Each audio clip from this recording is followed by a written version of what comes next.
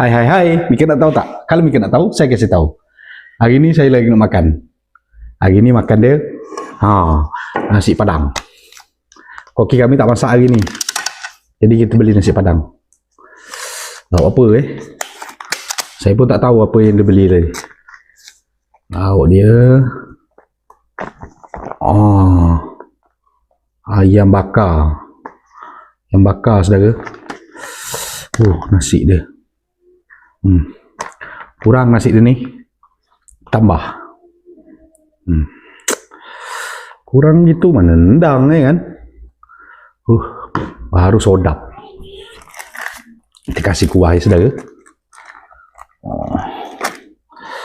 Wah, kuah cincang. Kuah dia je. Siram dengan situ. Biar dia bermandi. Jadi nasi mandi. Oke saudara, sebelum makan jangan lupa cuci tangan dan jangan lupa baca doa. Saya dah cuci tangan tadi. Baca doa. Bismillahirrahmanirrahim. Allahumma barik.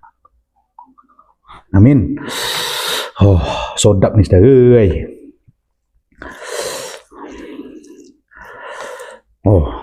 Jangan lupa ulam. Ulam tu harus ada. Kacang panjang. Timun. Okey saudara.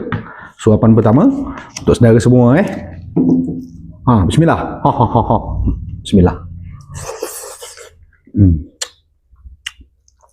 Sedap.